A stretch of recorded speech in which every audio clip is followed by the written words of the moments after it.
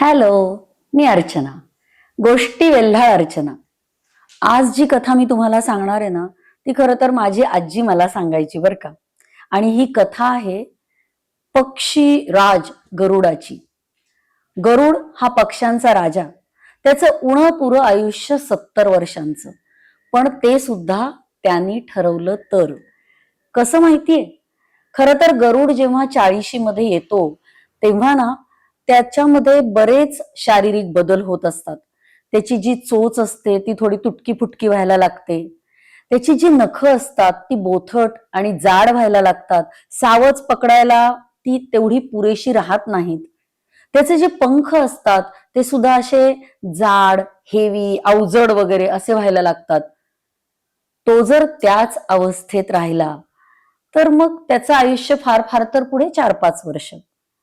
पण अशा वेळेला गरुड मनाशी काहीतरी ठरवतो आणि तो जातो उंच उंच उंच डोंगराच्या टोकाला. तिथं तो पुढचे 5 महिने राहतो.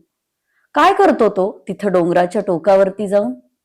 तर सगळ्यात आधी डोंगरामधली जी एखादी मोठी शिळा असते ना, त्या शिळेवरती तो आपली चोच आपटून आपटून आपटून तोडून फोडून टाकतो. किती वेदना होत असतील त्याला हे सगळं करताना. पण तो हे करतो आणि हे केल्यानंतर वाट बघतो आपली नवीन चोच पुन्हा तयार होण्याची. जेव्हा त्याची नवीन चोच तयार होते तेव्हा तो त्या अणकुचीदार चोचीनं सगळ्यात आधी आपली जी जाडी भरडी झालेली बोथट झालेली नख असतात ती नख उपटून काढतो. एक एक करत प्रत्येक नख तो उपटून टाकतो आणि पुन्हा तो वाट बघतो.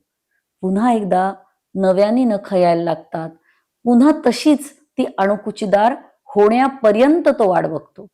जेव्हा ती नख पूर्ण तयार होतात तेव्हा त्या अणकुचीदार नखांनी तो ती आपली जड झालेली तुटकी फुटकी झालेली जी पिसं आहेत ती एक एक करून उपटून टाकतो आणि पुन्हा एकदा वाट बघतो आपली नवीन पिसं तयार होण्याची.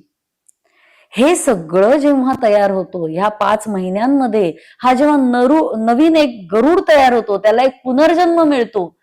ते झाल्यानंतर आपल्याला दिसतो तो पुन्हा एकदा तो पक्ष्यांचा राजा गरुड उंच उंच आकाशामध्ये गरुड भरारी घेणारा. खरंच हे जे परिवर्तन आहे हे तो स्वतः मनाशी ठरवतो आणि मग एक जणू त्याला नवीन जन्मच मिळतो. आपण सुद्धा जर विचार केला तर आपल्यामध्ये हा बदल आपण घडवू शकतो का? का आपण जसे आहोत तसे राहण्यातच धन्यता मानायची? आपण आज आनंदी आहोत, मी आयुष्यभर असाच राहणार आहे, ह्यात जर तुम्हाला जगायचं असेल तर तुम्ही जगूच शकता. पण तुम्हाला तुमच्यामध्ये जर काही बदल करायचा असेल, परिवर्तन करायचं असेल तर बाहेरचा कोणी येऊन ते परिवर्तन नक्कीच होणार नाहीये. त्यासाठी आपल्याला गरुडाच्या भूमिकेत जावं लागेल. त्याच्यासारखंच स्वतःमध्ये बदल घडवून आणवावे लागतील. भले ते बदल कदाचित खूप त्रासदायक असतील, तुमचं सर्वस्व पणाला लावणारे असतील, तुमच्या कितीतरी आवडत्या गोष्टींवरती पाणी सोडणारे सुद्धा असतील. पण हे सगळं झाल्यानंतर जेव्हा तुम्हाला तो नवा गरुड होण्याची संधी मिळेल तेव्हा तुम्ही पुन्हा एकदा नव्या उमेदीने, नव्या उत्साहाने, नव्या आनंदाने ती गरुड भरारी घ्याल उंच उंच आकाशात विहरत जाण्यासाठी. खरं ना?